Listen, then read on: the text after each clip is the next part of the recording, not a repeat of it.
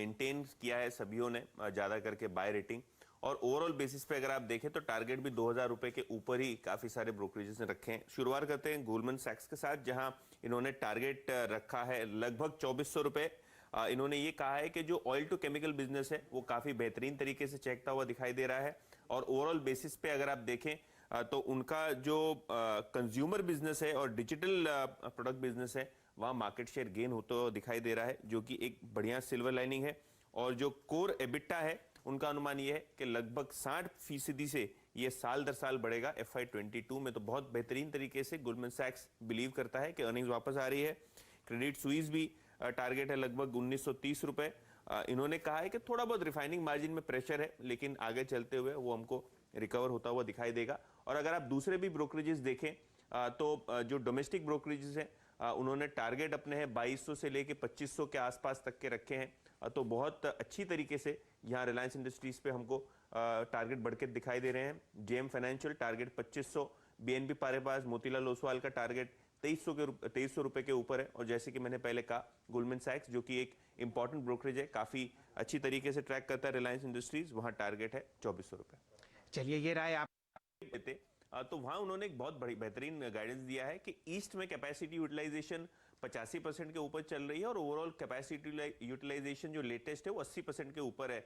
और अगले 2-3 सालों में क्योंकि कैपेसिटी नहीं आने वाली है तो यहां से और ज्यादा इंप्रूवमेंट हमको देखने को मिलेगा, ऐसा मैनेजमेंट का मानना है। और मोर इंपॉर्टेंटली उनकी जो पेरेंट कंपनी ग्रासिम वो पेंट्स बिजनेस में आने वाली है और वो अल्ट्राटेक का जो डिस्ट्रीब्यूशन नेटवर्क है वो यूज करें, क्योंकि अल्ट्राटेक ऑलरेडी वॉल पुट्टी और व्हाइट सीमेंट में एक मार्केट लीडर है, तो उसका भी इंपैक्ट हमको आते हुए दिखेगा। CLSA ने टारगेट प्राइस लगभग 250 रुपए से बढ़ाया है, रेटिंग आउट परफॉर्म है और टारगेट है 6230 रुपए। मॉर्गन स्टैनली ने भी टारगेट लगभग 6300 रुपए का रखा है। और दोनों ही ब्रोकरेजेस मानते हैं कि अर्निंग्स अपग्रेड नियर टर्म में आएंगी। कॉस्ट बहुत बेहतरीन तरीके से कंट्रोल हुआ है तीसरी तिमाही में।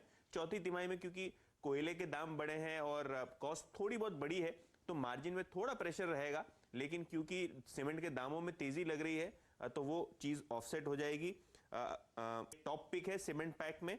और मॉर्गन स्टैनली की बात करें तो जो रिकवरी साइकिल है उसको अगर आपको खेलना है तो अल्ट्राटेक के शेयर के साथ आप बने रहे। अपसाइड दिखती है लंबी अवधि के हिसाब से। दोनों ही ब्रोकरेज जो हम पढ़ रहे हैं वहां टारगेट प्राइस इंक्रीज हुए हैं और मेंटेन रही है बाय रेटिंग। जेफरीज का टारगेट है 820 रुपए और CLSA का टारगेट है 765 रुपए, दोनों ही मार्केट प्राइस से काफी ऊपर। अगर आप जेफरीज की बात करें तो उनका कहना है कि जो वैल्यू ऑफ न्यू बिजनेस है, जैसे कि हर्षदा बता रही थी, वो बेहतरीन तरीके से आई है और एक्सपेक्टेशन के मुकाबले बेहतरीन आई है। और मैनेजमेंट ने कहा है कि जो फर्स्ट हाफ में उन्होंने जबरदस्त डिमांड देखी थी वो कहीं ना कहीं अब नॉर्मलाइज हो रही है। 17% की ग्रोथ आगे चलते हुए देख रही है जेफरीज VNB के कारोबार में, HDFC लाइफ का जहां तक की सवाल है। CLSA भी एक आउट परफॉर्मेंस रेटिंग दे रहा है।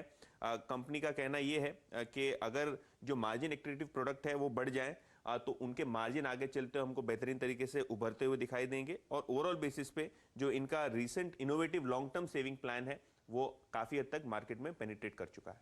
चलिए